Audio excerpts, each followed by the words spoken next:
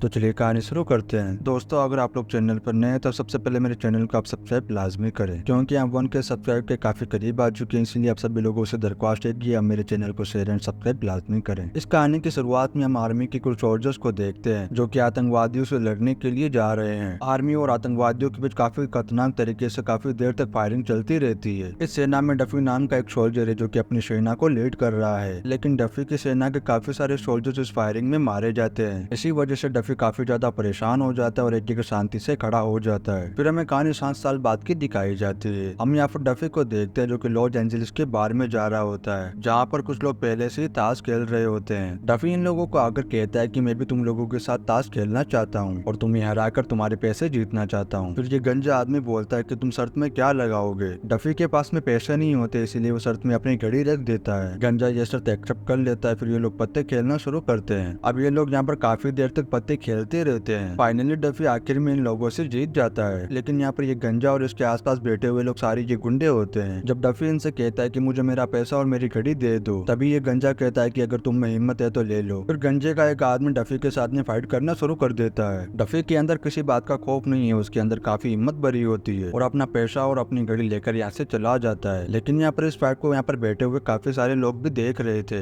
इनमें से एक मैक्स नाम का आदमी यहाँ पर बैठा होता है। फिर वो डफी का पीछा करने लगता है। फिर बाद में ये टकला भी फोक्स नाम के एक आदमी को कॉल करके बताता है कि मुझे मेरा आदमी मिल चुका है और मैं तुम्हारे पास काफी जल्दी आने वाला हूँ। फिर हम डफी को देखते जो यहाँ के पास के होटल में चला जाता है, फिर आराम करने के लिए लेट जाता है। लेकिन डफी जब भी सोता है तो उसे वही दिन याद आने लगते जब वो सेना के अंदर लड़ाई किया करता था और वो अपने दोस्तों के साथ में आतंकवादियों से लड़ने के लिए गया था। अगले दिन सुबह ये काला सांड मैक्स भी यहाँ पर पहुंच जाता है और दरवाजा खटखटाते हुए डफी से कहता है कि मुझे पता है तुम सेना से और मैं तुम्हारे लिए एक ऑफर लेकर आया हूँ। कल रात तुम जिस बार में लड़ाई कर रहे थे मैं भी उसी बार में था और मैंने तुम्हारी वो फाइट देख के तुम कमाल का लड़ रहे थे। मैं चाहता हूँ कि तुम इस फाइट से अपने लिए पैसे कमा सको। अगर तुम पैसे कमाना चाहते हो तो तुम मेरे साथ काम कर सकते हो। मैं तुम्हें खाना और बदले में रहने की जगह दूंगा। फिर डफी भी इसके लिए मान जाता है। फिर ये दोनों एक रेस्टोरेंट में आते हैं। तब यहाँ पर मैक्स बोलता है कल रात तुमने जितने पैसे कमाए थे उतने पैसे तो तुम कुछ ही मिनटों में कमा लोगे। साथ ही मैक्स ये भी कहता है कि मैंने तुम्हारे चेहरे पर फीलिंग्स देखी थी जब तुम फाइट कर रहे थे, उसी तरीके की फीलिंग्स मेरे भाई के चेहरे पर हुआ करती थी जब वो सेना के अंदर फाइट किया करता था, लेकिन उसको गोली लग गई। वो आज हमारे बीच नहीं है। तभी डफी कहता है कि आखिर मुझे करना क्या होगा। फिर मैक्स उसे एक जगह पर लेकर आता है जहाँ पर कुछ लोग पहले से ही फाइट कर रहे थे। मैक्स यहाँ पर डफी को बताता है कि तुम्हें यहाँ पर फाइट करनी और पैसा जीतना है। फिर मैक्स फॉक्स नाम के एक आदमी से कहता है कि मैं मेरे आदमी के साथ आ चुका हूँ, तो तुम मेरे आदमी के लिए जल्दी से एक फाइट शुरू करवाओ। फिर फॉक्स भी यहाँ पर जल्दी से एक फाइट को अरेंज करवा देता है। अब उस फाइट में डफी को लड़ने के लिए बोलता है, लेकिन डफी यहाँ पर लड़ने के लिए बिल्कुल भी नहीं आया था। डफी कहता है कि मैं ऐसा काम बिल्कुल भी नहीं करूंगा। तभी डफी यहाँ से जाने लगता है। तभी पीछे से फॉक्स कहता है कि तुम बिल्कुल कायर हो, तुम अपने हाथों में चूड़ियां पहन लो। इतना सुनते हुए डफी को काफी ज्यादा गुस्सा आ जाता है। वो लड़ने के लिए मैदान में पहुंच जाता है। अब वो फॉक्स के आदमी के साथ लड़ना शुरू कर देता है। डफी इसको 2-4 मुक्के मारता है। फॉक्स का आदमी 2-4 मुक्कों में ही घायल हो जाता है और उसे हरा देता है। इसी तरीके से वो काफी सारे पैसे जीत जाता है। इसी दौरान यहाँ पर पुलिस आ जाती है, इसीलिए इन सभी लोगों को यहाँ से भागना पड़ता है। अभी काला सांड भी काफी सारे पैसे जीत जाता है और डफी को उसका हिस्सा दे देता है। अब ये लोग यहाँ से शहर की तरफ निकल जाते हैं। वह दूसरी ओर हम स्टैंड नाम के एक आदमी को देखते हैं जो अपने घर में कुछ ढूंढ रहा होता है। यहाँ पर इसकी गर्लफ्रेंड और इसकी बेटी भी होती है। अब स्टैंड घर का सारा सामान बिखेर देता है और अपनी गर्लफ्रेंड और अपनी बेटी के ऊपर काफी ज्यादा भड़कता रहता है। तब तक यहाँ पर मैक्स और डफी पहुंच जाते हैं। तभी हमें पता चलता है कि मैक्स इसी घर में रहता है। इस औरत का नाम रेचल है और ये मैक्स की बहन है। स्टैंड यहाँ पर पैसे ढूंढने के लिए आया था। जब उसे पैसे नहीं मिलते तो वो यहाँ से भाग जाता है। फिर हम देखते हैं कि स्टैंड को लेने के लिए एक आदमी आया और वो बोलता है कि तुम्हें सेज ने बुलाया है। जब स्टैंड सेज के पास आ जाता है तब सेज उससे कहता है कि मैंने तुम्हें वार्निंग दी थी कि तुम मेरे पैसे लौटा दो, लेकिन तुमने मेरे पैसे अभी तक नहीं लौटा है। स्टैन कहता है कि मैं तुम्हारे पैसों का बंदोबस्त कर रहा हूँ, लेकिन वो पैसे अभी मुझे मिले नहीं है। लेकिन सेज को इसके ऊपर भरोसा नहीं था, वो इसीलिए इसको उसी वक्त मरवा देता है। तभी सेज को ये भी पता चल जाता है कि स्टैन अपनी गर्लफ्रेंड के साथ में रह रहा था और शायद हो सकता है कि पैसा अभी भी उसी घर में है। फिर हम डफी को देखती जो मैक्स के घर की सफाई कर रहा था, क्योंकि अगर इसको इस घर में रहना है तो इसे कुछ न कुछ करना पड़ेगा। अब हम इधर मैक्स को देखते हैं जो सेज के पास पहुंच जाता है। सेज भी यहाँ पर इलीगल फाइट करवाता है और मैक्स से कहता है कि तुम काफी दिनों बाद दिखे हो। इनकी बातचीत के दौरान हमें पता चलता है कि मैक्स पहले जेल के अंदर था। अब सेज भी मैक्स से कहता है कि तुम मेरा पैसा कब लौटाओगे। तभी मैक्स कहता है कि मैं तुम्हारा पैसा बहुत जल्दी लौटाने वाला हूँ और साथ ही कहता है मेरे पास एक फाइटर है और मैं उसकी फाइट तुम्हारे फाइटर से करवाना चाहता हूँ, क्योंकि मेरे पास में पैसा बिल्कुल भी नहीं है और पैसा उतारने का मेरे पास यही तरीका है। अब सेज भी इस फाइट के लिए तैयार हो जाता है और वो कल फाइट के लिए उसे बुला लेता है। वही हम डफी को देखते हैं जो घर में प्रैक्टिस कर रहा था। तभी यहाँ पर रिचर्ड और उसकी बेटी हैना आ जाती है। यहाँ पर हैना कहती है कि तुम जिस बॉक्सिंग बैग से प्रैक्टिस कर रहे वो मेरे फादर का है, लेकिन मेरे फादर हमारे बीच नहीं है। तभी रेचल उसे खाने के लिए बुला लेती है। तब तक यहाँ पर मैक्स भी आ जाता है और वो डफी से कहता है कि पैसे कमाने का हमारे पास एक और मौका आ चुका है। मैं तुम्हारे लिए एक फाइट अरेंज करवा कर आया हूँ और उस फाइट के लिए हम कल वहाँ पर जाएंगे। अब हम देखते हैं कि अगले दिन रात में ये दोनों वहाँ पर चले जाते हैं। जैसे ही यहाँ पहुँचते तो देखते हैं कि यहाँ पर दो लड़कियों की फाइट चल रही होती है। अब मैक्स सेज से अपने फाइटर को मिलवाता है। सेज भी फाइट करने के लिए तैयार था। अब डफी इस फाइट के लिए मैदान में पहुंच जाता है। उसकी फाइट शुरू में एक टकले से होती है। टकला डफी के ऊपर शुरू में काफी भारी पड़ रहा था, लेकिन डफी को किस तरीके से लड़ना है उसको यार एक चीज पता है। काफी देर तक लड़ने के बाद डफी उसे एक ही पंच मारता है। वो एक ही पंच में घायल होकर जमीन पर गिर जाता है। अब डफी यहाँ पर भी जीत जाता है। इस तरीके से मैक्स और डफी ने यहाँ पर भी काफी पैसे कमा लिए थे। अब ये लोग यहाँ से निकल रहे होते तब सैज इनसे कहता है कि तुम्हारा फाइटर काफी खतरनाक तरीके से लड़ा है, इसीलिए मैं चाहता हूँ कि वो एक और फाइट करे। अब यहाँ पर डफी की एक और फाइट करवाई जाती है। फिर सैज का फाइटर भी डफी के साथ में फाइट शुरू कर देता है, लेकिन हमारा डफी तो काफी ज्यादा बहादुर है। उसका यही काम है कि लोगों को मारना। इन दोनों के बीच भी काफी देर तक घमासान तरीके से फाइट चल रही होती है। आखिर में डफी अपनी वही फेवरेट पंच के साथ ये फाइट जीत जाता है। अब ये लोग इस फाइट का भी पैसा लेकर अपने घर पर पहुंच जाते हैं। अभी मैक्स कहता है कि मैंने तुम्हें देखा, तुमने उस आदमी की हड्डी पसलियां तोड़ दी। साथ ही मैक्स ये भी पूछता है कि तुम ये बताओ तुम लॉस एंजलिस में क्यों आए हो। तभी डफी कहता है कि मेरी मम्मी मर चुकी है और मैं अपने बैग में मेरी मम्मी के नाम का पत्थर लेकर आया हूँ। मेरी मम्मी की यहाँ पर जमीन है और इस पत्थर को मैं उस जमीन पर लगाना चाहता हूँ। अगले दिन ये दोनों सुबह यहाँ से चले जाते हैं। तभी मैक्स के घर पर पुलिस आ जाती है और इसमें एक एलिन नाम की पुलिस वाली भी होती है। अभी पुलिस वाले घर के अंदर घुसकर घर की छानबीन करना शुरू कर देते हैं। हमें यहाँ पता चलता है कि एक्चुअल में ये पैसे ढूंढने के लिए आए हैं। अभी पुलिस वाले काफी देर तक छानबीन करते हैं, घर का पूरा सामान इधर उधर बिखेर देते, लेकिन इनको एक भी पैसा नहीं मिलता है। इन लोगों को यहाँ से खाली हाथ यहाँ से जाना पड़ता है। इधर हैना और रेचल इन सबसे काफी ज्यादा घबराई हुई थी। थोड़ी देर में हमें पुलिस वाले को देखते जो एक बार के अंदर बैठा हुआ होता है। तभी यहाँ पर एक दूसरा पुलिस वाला आता है और वो बताता है कि तुम्हारी जो डिटेक्टिव है जिसका नाम मेलन है वो हाथ से निकल रही है। मतलब कि वो किसी के घर पर छानबीन करने के लिए गई थी और वो छानबीन करने का तरीका बिल्कुल इलीगल था। तभी एलन का पुलिस वाला कहता है कि हमारा साउथ के अंदर एक आदमी है, हमें उसे काफी सारा पैसा देना है, उसी वजह से हम स्टैन के घर पर छानबीन करने के लिए गए थे और जो सेज है वो भी उसी के आदमी के लिए काम करता है, इसीलिए हमारे पास कोई और ऑप्शन नहीं था। तभी वो दूसरा पुलिस वाला कहता है कि मेरे पास कुछ किलर है जो पुलिस की तरह ही दिखते हैं, अगर तुम्हें किसी भी तरीके की हमारी जरूरत पड़े तो तुम मुझे बोल देना। वह दूसरी ओर एलन को देखते जो एक जगह पर अकेली खड़ी थी, वो कुछ सोच रही थी। तभी उसके बॉस का कॉल आता है जो कि साउथ में रहता है। वो कहता है कि मेरा पैसेंजर अब खत्म हो चुका है, तुम अभी तक पैसे लेकर नहीं आए हो, तुम जल्द से जल्द मेरे पैसे लेकर आओ वरना मैं तुम्हें मरवा दूंगा। जब रात में मैक्स और डफी घर पहुंचते तो वो देखते हैं कि घर का सारा सामान बिखरा पड़ा है। तभी यहाँ पर रेचल कहती है कि कुछ लोग यहाँ पर पैसे ढूंढने के लिए आए थे और हमें मारने की धमकी भी दे रहे थे। तभी मैक्स कहता है कि तुम घर पर ही रहना और अपने रूम को लॉक कर लेना। मैं और डफी इस बारे में पता करके आते हैं। अब ये दोनों गाड़ी में बैठकर सीधा सेज के पास पहुंचते हैं। ये कालिया सेज से कहता है कि तुम्हें ऐसा नहीं करना चाहिए था, तुमने मेरे घर के अंदर तुम्हारे आदमी को क्यों भेजा। सेज कहता है कि जब मेरा पैसा मुझे मिल जाएगा तब मैं तुम्हारे घर वालों को परेशान करना छोड़ दूंगा, इसीलिए तुम पैसे लौटा दो और अपनी जान बचा लो। अब इन दोनों के पास कोई और ऑप्शन नहीं होता, इसीलिए दोनों यहाँ से चले जाते हैं। अब यहाँ पर एलन पहुंच जाती है जो आकर सेज से मिलती है। इधर मैक्स डफी से कहता है कि हमें जल्दी बहुत सारे पैसे कमाने होंगे और उसके लिए हमें काफी सारी फाइट करनी होगी, इसीलिए मुझे अब तुम्हारी फाइट अरेंज करवानी पड़ेगी। अब ये कालिया वहाँ से फोक्स के पास चला आता है और वो फोक्स से कहता है कि जितना जल्दी हो सके तुम मेरे फाइटर के लिए फाइट अरेंज करवाओ, क्योंकि मुझे सेज को काफी सारा पैसा लौटाना है, इसलिए मुझे भी काफी जरूरत है। तभी फोक्स कहता है कि मैं ऐसे काम नहीं करता, मुझे पहले सेज से पूछना पड़ेगा, अगर सेज इसके लिए परमिशन दे देता है तो मैं तुम्हारी फाइट करवा दूंगा। वही दूसरी ओर हम डफी को देखते जो सो रहा था। इसी दौरान वो नींद में सोते हुए सपना देख रहा था। जब वो सेना में था तब वो आतंकवादियों से फाइट करने के लिए गया था। तब उसने एक लड़ाई के दौरान उसने अपना एक साथी खो दिया था। इसी वजह से वो चीजें आज भी यहाँ पर डफी को हर्ट करती रहती है। इसी के चलते रात में डफी अच्छी तरीके से सो नहीं पाता। तब ये घर के बाहर आकर बैठ जाता है। तभी इसके पास रिचल भी आकर बैठ जाती है। रिचल पूछती है कि तुम्हें नींद क्यों नहीं आ रही, क्या कोई ऐसी चीज है जो तुम मुझे बताना चाहते हो। तभी डफी कहता है कि जब मैं सेना के अंदर था तब मेरे साथ कुछ बहुत बुरा हुआ था और उसी के चलते मुझे अभी नींद नहीं आ रही है। तभी रिचल कहती है कि तुम काफी हिम्मत वाले हो और तुमने मेरी फैमिली की काफी मदद की है, इसलिए तुम अपनी हिम्मत को टूटने मत दो। जो तुम्हारे मन में बुरे ख्याल आते तुम उन ख्यालों को निकाल दो। इधर फोक्स भी सेज के पास पहुंच जाता है और उससे कहता है कि मैक्स मेरे पास आया था और फिर से अपने फाइटर के लिए फाइट करवाने के लिए बोल रहा था और साथ ही उसने बोला कि उसे अभी काफी सारे पैसों की जरूरत है जो पैसे आपको लौटाने हैं। तभी सेज गुस्से में कहता है कि इस बार मैं उसके फाइटर का खात्मा करवा दूंगा, इस बार मैं उसकी फाइट खूंखार लोगों से करवाऊंगा जो उसे चुटकियों में मसल देंगे। इसी वजह से सेज अगले दिन एक फाइट अरेंज करवा देता है। यहाँ हम सेज को देखते जो उस डिटेक्टिव एलन के पास होता है। एलन कहते कि स्टैन मारा जा चुका है और हमने उसके घर की छानबीन भी की थी लेकिन उसके घर पर कुछ भी पैसा नहीं मिला। तभी मैक्स कहता है कि सेज इसी वजह से यहाँ पर आया है ताकि वो फाइट करके यहाँ पर स्टैन के पैसे लौटा सके। तभी एलन कहती है कि अगर मैक्स से पैसे नहीं बने तो साउथ के बॉस को पैसे तुम्हें देने होंगे। तभी यहाँ पर फाइट शुरू करवा दी जाती है और इस फाइट में डफी के साथ में पुलिस वाला फाइट करता है। अभी पुलिस वाला डफी के ऊपर काफी ज्यादा ज्यादा भारी पड़ रहा था। वो डफी को मारते मारते उसके ऊपर काफी ज्यादा हावी भी होने लगता है। इसी के चलते डफी का गुस्सा भी बढ़ता चला जाता है। तभी डफी पुलिस वाले के थोपड़े पर मुक्का मार देता है। मुक्का सीधा नाक के ऊपर लगता है, इसी वजह से वो पुलिस वाला मारा जाता है। बेलन भी ये देखती है कि उसका एक पुलिस वाला मारा जा चुका है। अब फास्को भी इन दोनों को कहता है कि तुमने एक पुलिस वाले को मार दिया है और यहाँ पर काफी सारे पुलिस वाले हैं, इसीलिए तुम दोनों को यहाँ से भाग जाना चाहिए। अब ये दोनों यहाँ से भाग निकलते हैं। इधर एलन का एक आदमी मारा जा चुका है, इसलिए वो काफी ज्यादा गुस्से में आ जाती है। अब एलन अपनी पुलिस टीम से कहती है कि हमारा एक काबिल पुलिस वाला मारा जा चुका है और सेज भी हमें काफी ज्यादा ब्लैकमेल करने की कोशिश कर रहा है, क्योंकि उसके पास हमारे कुछ रिकॉर्ड्स पर है और वो पोल हमारे लोगों के सामने खोलने के लिए बोल रहा था। इसलिए मैं चाहती हूँ कि तुम सभी को समेट लो और कोई भी जिंदा बचकर वापस नहीं आना चाहिए, जिससे हमें कोई भी किसी तरीके की परेशानी हो। फिर ये सारे पुलिस वाले अपने काम पर लग जाते हैं। वही दूसरी ओर हम रिचल को देखते हैं जो कचरा फेंकने के लिए बाहर आती है। तभी उसे कचरे के अंदर एक बैग दिखाई देता है, उसके अंदर काफी सारा पैसा होता है। अब रिचल उस बैग को एना के पास लाकर उससे कहती है कि ये पैसे तुमने छुपाए हैं। तभी एना रोने लगती और रोते हुए कहती है कि मेरे पिता नशे किया करते थे, इसी वजह से वो मारे गए और मैं नहीं चाहती थी कि स्टैन हमारी जिंदगी से जाए, क्योंकि वो हमारा काफी ख्याल रख रहा था। अगर ये पैसे स्टैन को मिल जाते तो वो काफी ज्यादा नशे करने लगता, इसीलिए मैंने ये पैसे छुपा दिए थे। तब तक यहाँ पर डफी और मैक्स भी पहुंच जाते हैं। वो यहाँ पर रिचल को कहते हैं कि जल्दी से अपना सामान पैक कर लो, हमें यहाँ पर जल्दी से जल्दी निकलना होगा। अब ये लोग अपना सामान पैक करके यहाँ से निकलने ही वाले होते हैं, लेकिन तभी एलन की पुलिस यहाँ पर आ जाती है और इन लोगों पर अंधाधुंध गोलियां बरसाना शुरू कर देते हैं। इस फायरिंग के दौरान कुछ गोली एना को लग जाती है, तभी एना वहाँ पर गिर जाती है और वो पुलिस वाले वहाँ से भाग जाते हैं। तब तक ये लोग एम्बुलेंस को बुला लेते हैं। फिर एना और रिचल को हॉस्पिटल भेज दिया जाता है। तभी यहाँ पर मैक्स डफी से कहता है कि ये मेरी फाइट है, तुम मेरे साथ में मत आओ, लेकिन डफी कहता है कि नहीं, ये हम दोनों की फाइट है और साथ ही कहता है कि मुझे मेरे एक दोस्त को कॉल करनी होगी ताकि वो हमारी मदद कर सके। डफी का दोस्त पहले से इसी शहर में आया हुआ होता है। तभी हमें यहाँ पर इसका नाम पता चलता है, जो नाम होता है डॉन, जो कि आतंकवादियों के साथ फाइट के दौरान वह भी डफी के साथ फाइट कर रहा था। अब डफी और डॉन दोनों काफी सारी बातें करने लगते हैं। डफी कहता है कि हमें तुम्हारी मदद चाहिए, हमें काफी सारे हथियार चाहिए। डफी के कहते हैं डॉन यहाँ पर जल्दी से हथियारों का इंतजाम कर देता है और साथ ही कहता है कि मैं भी तुम लोगों के साथ में जाऊंगा और तुम्हारी फाइट लड़ूंगा। अब ये दोनों अपनी पूरी तैयारी के बाद सेज के घर पर पहुंच जाते हैं, सेज को मारने के लिए, क्योंकि इन लोगों को लग रहा था वो सेज के ही आदमी थे। लेकिन जब ये लोग सेज से ये बात पूछते तो सेज कहता है कि वह मेरे आदमी नहीं थे और मैं तुम्हारे पास मेरे आदमी क्यों भेजूंगा, वो एलन के आदमी थे और एलन अब मुझे भी धोखा देने की बात कर रही थी, क्योंकि मैंने उसका एक पुलिस वाला मरवा दिया। तभी एलन के पुलिस वाले यहाँ पर आ जाते हैं, जो कि काफी सारे हथियारों से लेस होते हैं। जैसे ही वो अंदर पहुंचते तो आरेख के ऊपर अंदर गोलियां मारना शुरू कर देते हैं। तभी यहाँ पर डफी, मैक्स और डॉन ये तीनों मिलकर उन पुलिस वालों से लड़ने के लिए आगे बढ़ते हैं। अब ये लोग भी उन लोगों के ऊपर अंधाधुंध गोलियां बरसाना शुरू कर देते हैं। इस फाइट में सेज के भी आदमी शामिल हो जाते हैं और ये फाइट काफी देर तक चलती रहती है। साथ ही इस फाइट में सेज के काफी सारे लोग भी घायल हो जाते हैं। अब यहाँ से निकलने का कोई रास्ता नहीं था, लेकिन डफी हिम्मत नहीं हारता है, वो उन लोगों के ऊपर अंधाधुंध कंटिन्यू गोलियां बरसाते रहता है। साथ ही डॉन भी उन पुलिस वालों के ऊपर गोलियां चलाते रहता है। तभी इसी दौरान उसे भी कुछ गोलियां लग जाती है। वही दूसरी ओर मैक्स भी अंधाधुंध फायरिंग कर रहा होता है, लेकिन तभी उसे भी एक गोली लग जाती है। अब इसी के चलते मैक्स और डॉन काफी ज्यादा घायल हो जाते हैं। तभी यहाँ पर एलन आ जाती है और सीधा सेज के पास जाती है। इधर सेज भी घायल पड़ा था, वो सेज को बोलती है कि तुम्हारा टाइम भी अब पूरा हो चुका है, फिर वो उसे गोली मार देती है। एलन मैक्स के पास जाकर उसके ऊपर घैंट पॉइंट करके डफी को बाहर आने के लिए कहती